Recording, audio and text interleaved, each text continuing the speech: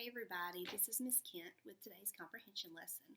I hope everyone is doing well. This is our second week of our new schooling where we're at home. It's kind of hard to teach from home, and I'm sure it's kind of hard to learn from home when you don't have a teacher there. Even though our parents are trying their very best, it's even hard for me as a parent to work with my two kids and teach them. So I hope these videos are beneficial to you. I do want to go back and remind you quickly that comprehension is not answering a bunch of questions on a worksheet. Comprehension is thinking as you read. You're possibly asking yourself some questions as you read. What's going to happen next? Where can I find out more information? What does that word mean? Comprehension is thinking about the story that you're reading as you read, or even the math word problem if you're doing math. Today we've been going over a few little phrases and sayings. Some of them come from Aesop's Fables. Some of them are just old phrases and sayings that have been around for a long time. Remember, we had the one from Cinderella, if the shoe fits, wear it. We had look before you leap, and that came from a fable from last week, the fox and the goat. Remember, the fox was stuck in the well, and he convinced the goat to jump down there, and as soon as the goat jumped, the fox jumped on his back and got away. Let sleeping dogs lie. We talked about how dogs can be very unpredictable and you don't want to wake one up. Never say never. Things change. I'm sure that you have said, I'll never do that sometimes, and something changed and you did it. Don't count your chickens before they hatch. That came from the milkmaid in the pail. Remember, she had her pail of milk and she was going to market. She was going to buy a chicken and sell the eggs and buy that beautiful dress.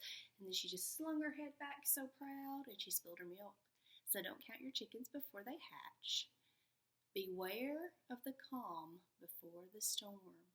And that means before something happens, everything seems very calm.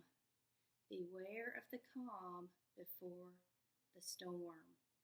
Today we're going to have a very short fable, and that fable is titled The Cock and the Jewel. Okay, it's not in my Aesop's Fable book. I had to look it up because it's an older fable. It's a very short story. It's about a rooster in a barn. A barn door rooster was scratching up at a dung hill. A dung hill. Ooh, dung hill. It's not a hill of dirt. The dung is where they keep the manure for the animals, and the manure is fertilizer. It's the leftover poop. So the rooster is scratching at the hill of poop and came across a jewel. Oh, why, he said, why should I find this glittering thing? If a jeweler, now a jeweler is someone who makes jewelry, if a jeweler would have found it, they would have been beside themselves, meaning they would have been like, oh, this is beautiful. They would have been so joyful and thought that it had great value. But to me, a rooster, it is no matter or no use, nor do I care 1 ounce about it. Why, I would rather have 1 grain of barley than all the jewels in the world. So this story is kind of telling us this rooster came across something that could be so valuable to someone else, a jewel. However, to a rooster, it has no value because he couldn't use it. He would rather have the food that he was looking for, okay? And think about where that grain of barley was coming if he was digging in that dung hill. Where had that little grain of wheat been before? Just something to think about, recycling there. The moral to this story is, and you might have heard somebody say this before, all that glitters is not gold. What does that mean? A jewel is glittery, but to a rooster it has no value. So all that glitters is not gold. Also, gold, when it's found, and that means like when someone mines for gold and finds it, gold is very dull. It's not really shiny. It's called lusterless. They have to actually shine it to make it glitter. So gold actually doesn't even glitter. So things that glitter might not be worth value to you. Now, to someone else, it might be valuable. But for this rooster or this cock, that diamond, that jewel was not valuable. So all that glitters is not gold. I'm going to go back to a few of our sayings that I might have skipped over. Oh, this is an interesting one. Hunger is the best sauce.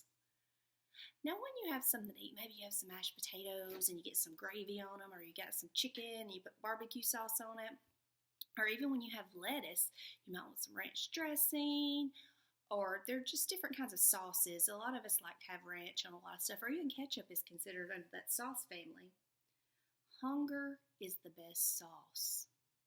What this means is being hungry makes you less concerned about the taste of food.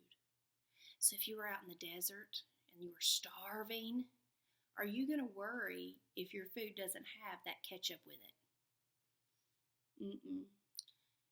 Are you going to get there and you've been in the desert and somebody offers you some green beans to eat? You're starving. Are you going to eat those green beans? You are, because hunger is the best sauce. Being hungry is going to make everything taste great.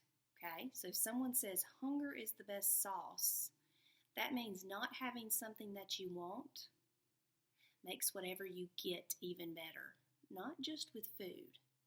Think about something that you've wanted and you didn't get it, but then you got something else and it was even better. So hunger is the best sauce. Let's see what else. We've done those. Oh, here's a good one that your parents will like to hear. Silence is golden. I'm sure maybe your grandmother or an older person has said that to you, that silence is golden when you've been talking a lot. But they probably don't know the second part of that. Silence is golden and speech is silver. Silence is golden and speech is silver. Which is more valuable, gold or silver? Gold has a higher value than silver does. So if silence is golden and speech is silver, which one's worth more? Silence is worth more. I want you to think of that while you're at home with your parents, or maybe you're with your grandparents, or even an older sibling or aunt and uncle. Think about silence is golden. What could you learn from them while we're stuck at home and they might be telling you some stories or some interesting information? They have a lot of knowledge that they can offer you, so remember that. Silence is golden, but speech is silver. Next lesson, we're going to go over some of the vocabulary and phrases in this story that I have that you won't know. I know we've been going over a lot of this background, but you have to have the background to understand this whole story coming up, because it's full of information. Remember, I showed you the picture I wanted you to be thinking about. What could that picture be? What could that picture be? I don't know. Think about all the things I've been talking about. And I want to end this with one last saying. And that saying is from Mark Twain. I've also heard it was from one of our presidents. But don't put off tomorrow what you should do today. So do you have something that you should be doing today? Something you can do today. Don't put it off till tomorrow. I'll see you tomorrow or the next time you watch a video. Have a great day.